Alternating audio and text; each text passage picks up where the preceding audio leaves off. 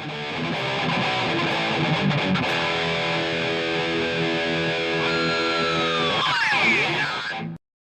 everyone, this is Bobby from bn-games.com, and today's video has been a year long in the making. Today we are going to take a look at the Namco System 256. I bought this 256 just before the pandemic started and intended to make this video all about the basics of the board, but as I was filming an unboxing and powering it on for the first time, I ran into immediate issues that put a hold on everything. Before we get into more of that, let's talk about the system itself. The Namco 256 is basically a stripped-down PlayStation 2 that is very limited in the number of games it can play. It's using PlayStation 2 architecture. You can't just pop in PlayStation 2 discs into the system. They have to be specifically formatted to work with this board. What's more, there are many variations of the Namco system. For example, there is the System 246, which I understand is a slightly less capable version of the system and came out before the 256, and then there are variants between the 246 and 256 systems, depending on what arcade game they shipped in or with. On top of that, the System 256 can play most 246 games, but there's some compatibility issues there, so your mileage may vary.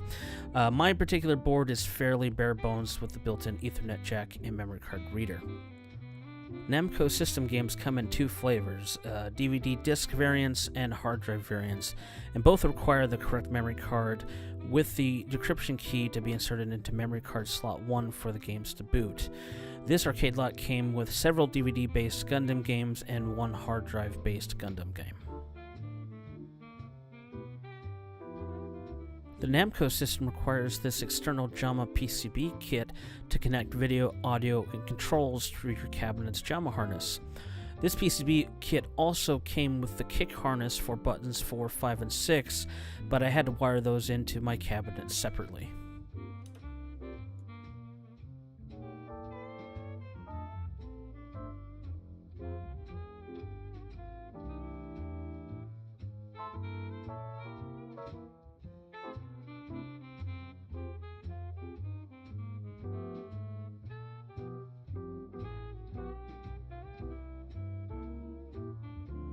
As you can see, the system is a fairly small metal box with the VGA and audio ports in the front that connect to the JAMA PCB that I just showed. The jumpers are located on the bottom right-hand corner, as you can see as well. This is important because the system came shipped in test mode, and I couldn't figure out initially why the game wouldn't boot. It kept going back to the system's internal BIOS. I eventually noticed it was turned on after looking up a jumper schematic. Before installing the system in your cabinet, you must first connect your VGA, audio, and data cable from the system to the JAMA PCB itself. You could do this while in the cabinet, but I do not have a lot of room in my cab, so it's easier to install it pre-wired together. The data cable connects to the side of the box, whereas the video and audio plug directly into the front of the system.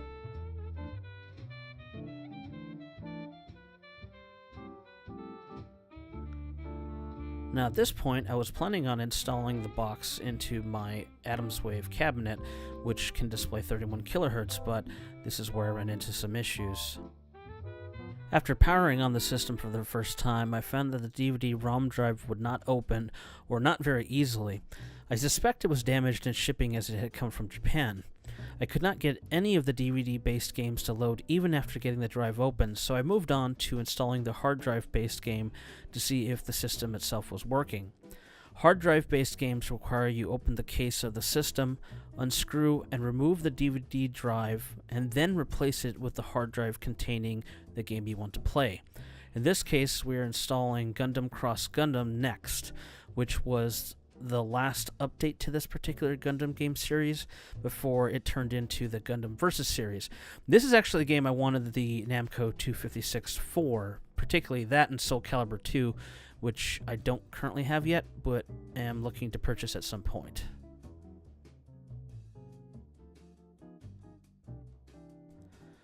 I ended up contacting the seller after installing the hard drive because I ran into another issue. The memory card for the hard drive-based game wasn't working either. I was getting a different boot error, and after doing enough research, it seems that Namco system memory cards are easily corrupted or fail to boot very often. There's even a project on the Arcade Project forums, or rather something you can purchase that allows you to get around this. But the seller eventually sent me another DVD ROM drive and another copy of the game with a new memory card, and that actually worked.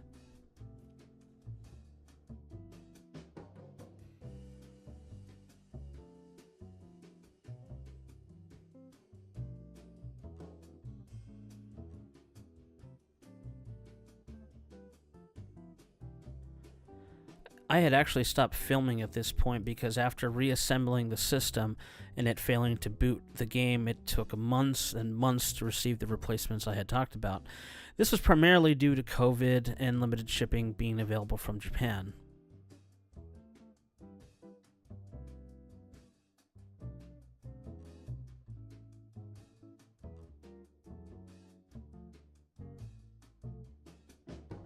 As you can see here, we got the system back into the test mode, and to make sure there were no power issues, I plugged in a separate power supply into the JAMA PCB for solid power, and as you can see, the game eventually booted up and was playable.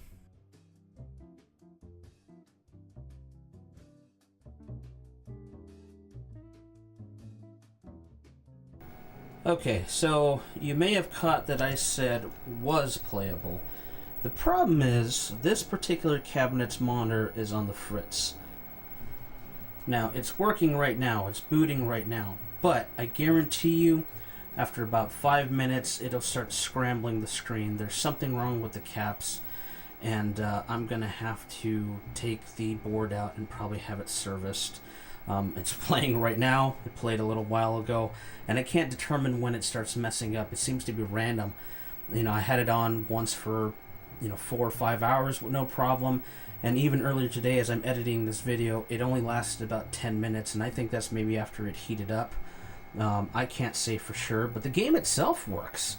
It's just the cabinet, for the second time in 5 years, is, well, let's say the monitor on this particular cabinet for the second time in 5 years is being a pain in the ass and causing problems. So we're going to end it here for now. I eventually do plan on doing a video of this particular game using the NAC Splitfire to record the game itself and show what the game looks like and how it plays and that sort of thing. And I'm going to try to do that maybe even if the monitor holds up for a little while before I pull the chassis out and get this particular cabinet fixed, which will be its own separate video. So for now, that's the Namco 256. It's cursed. But I do like this game a lot. This particular one, this Gundam versus Gundam Next, or Gundam Cross Gundam Next.